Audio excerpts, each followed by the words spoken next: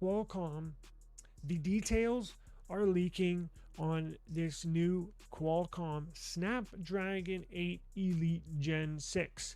Now, they're going to do a Gen 6 and a Gen 6 Pro. It looks badass. And the best part about it, there's not going to be much difference between the regular model, the Gen 6, and the Pro model of the Gen 6. Pretty similar, and this is going to get you blazing. Remember, this is the cream of the crop, the very best mobile processor that Qualcomm has to offer. I have details here that are freaking mind-blowing. Now, you're not going to see an enormous CPU boost, because remember, every year they come out with a new flagship. They're like, oh, we got 42% performance boost year over year. Oh, we have 39%. Oh, we got 53% boost year over year.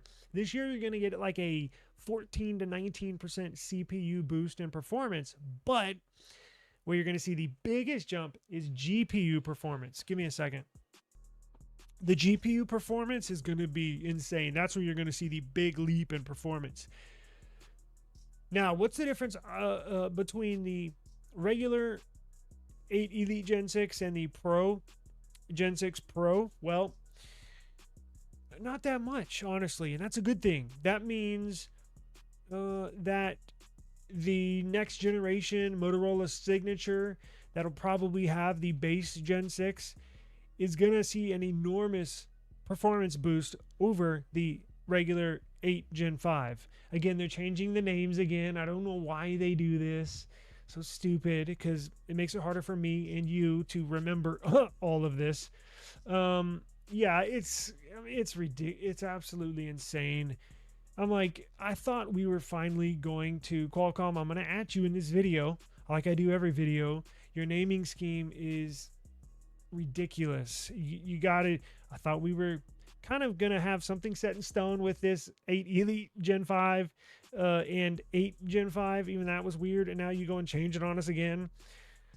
So the base flagship CPU will be 8 Elite Gen 6, and the cream of the crop, the very best, will have the Pro moniker on the very end. It'll be Elite Gen 6 Pro. Now, they're going to introduce what they're doing with their L3. I think it's the L3 cache. It's kind of very technical. If you want to dive into it, please be my guest, but I don't want to misspeak. But basically what they're doing is they're essentially keeping it the same. Now, the Pro will be overclocked a little bit more. But this gets me really excited because typically you won't see a jump in UFS storage. Usually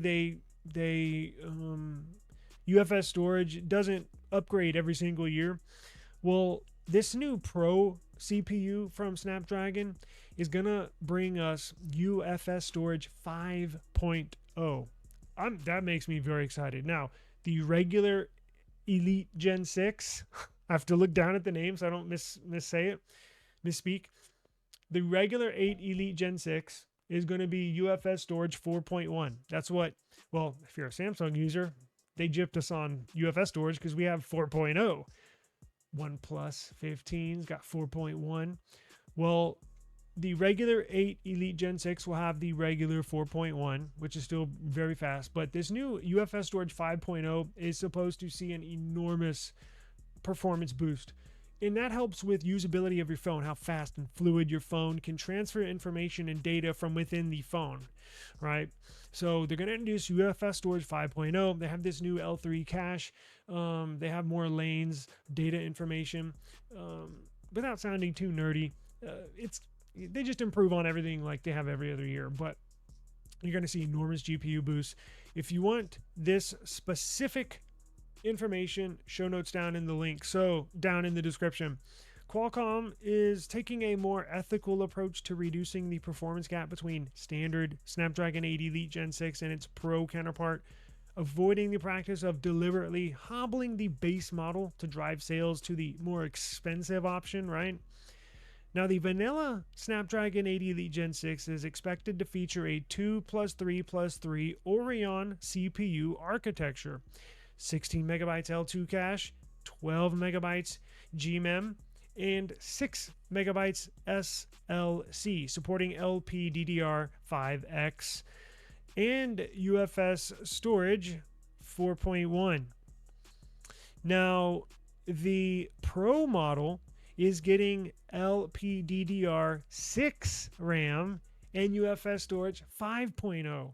So you can see how they're essentially rolling the Gen 6 is the kind of the Snapdragon 8 Elite Gen 5 with the specs. Now the Snapdragon 8 Elite Gen 6 is going to use DDR6 RAM and UFS storage 5.0. So it looks to be crazy awesome. The Pro model will likely have more cache and peripheral specifications, including LPDDR6, as I mentioned. The performance difference is anticipated to be minimal because they're not skipping the base model. The base model could be the flagship model of the year. It would, if they just brought the Snapdragon 8 Elite Gen 6, everybody would be like, whoa, that's badass. But that just goes to show you how much more they're bringing with the Pro, with LPDDR6 RAM and UFS storage 5.0. Now, they have a brand new GPU. I mentioned you're really going to see a boost in GPU performance. Both variants. So they're not skipping GPU performance on the base or the Pro model. Both models are going to have the same GPU performance, and it's going to be mind-blowing. So it's a brand new Adreno 845 GPU with the standard model featuring 6 slices and 12 megabytes of graphics cache, a significant upgrade from the previous generation's only 3 slices of graphics cache, meaning more data can transfer to and from, right? So this strategy by Qualcomm may impact the demand for the Pro variant, as the standard Snapdragon 8 Elite Gen 6 appears to be very capable for a wide range of flagship OEMs. So let's see what phone companies are going to put this in their phone, because you start to think about it, you're like, damn, that's a badass CPU. But what phone is it going to be in? Well, I can guarantee you the Pro variant is going to be in the S27 series. Well, I take that back, S27 Ultra. I guarantee you. Now, so they'll have, remember this year they skipped us on UFS storage? Well, this one should have UFS 5.0 and LPDDR6 RAM. Now, where's the Gen 6 going to go, the base model? Because Samsung's trying to make the turn, trying to make the transition to their Exynos CPU. So they're not just going to put the base S27 and S27 Plus with the Gen 6, the base Gen 6. No, they're going to put their Exynos CPUs in there, the Exynos 2700. So the S27 Ultra and S27 Pro, it's the Ultra with no S Pen, is going to get this 8 Elite Gen 6 Pro. What other phones are going to get it? Because Pixel uses their own CPUs. Apple obviously uses their own CPUs.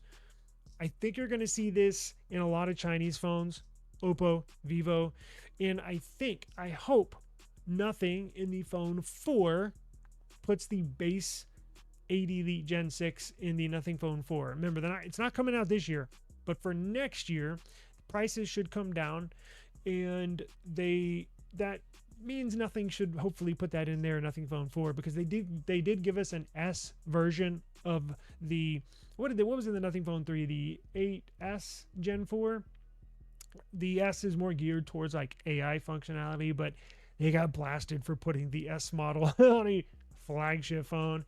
It was $800 and it had a not so flagship CPU. I don't think, at least I hope they don't make the same mistake again. So I think you'll see the 8 Elite Gen 6, the base model CPU in the Nothing Phone 4, and then it'll be in a bunch of Chinese phones, right? Including OnePlus. If the OnePlus 16 comes out in China, it'll have the Pro variant, and it looks like Samsung will be the only US phone company to put this in their devices. Now, probably Motorola, since they had the 8 Gen 5, the watered down flagship model. Well, this year the base CPU is going to be a lot more stronger. So I expect to see the next signature, possibly the next Razer Fold, to have the Snapdragon 8 Elite Gen 6 in there. Looks pretty badass.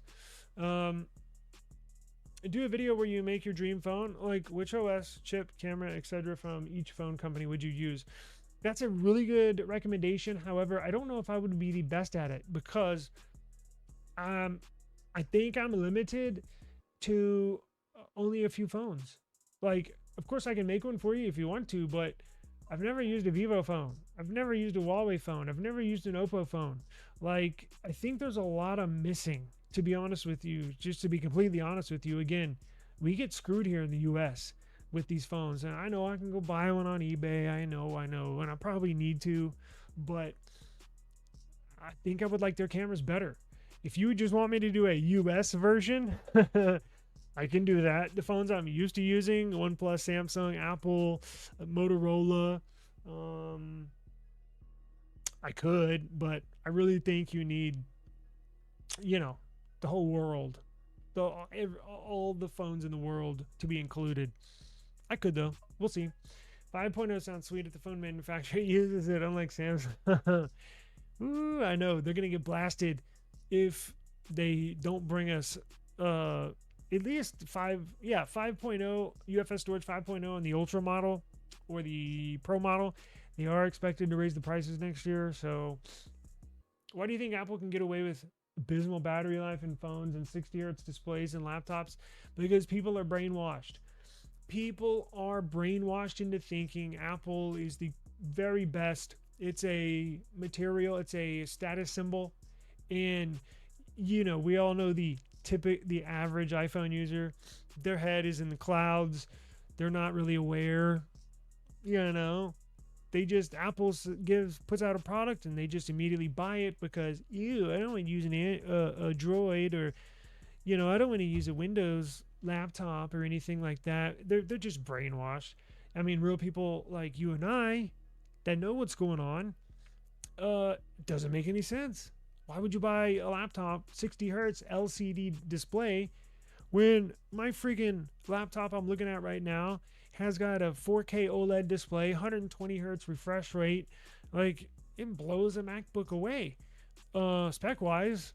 So, well, CPU, they do have an edge on CPUs, but if you're thinking about the CPU, you'll be thinking about the display and then the refresh rate. So typically it's people that just worried about status symbols and all that stupid stuff.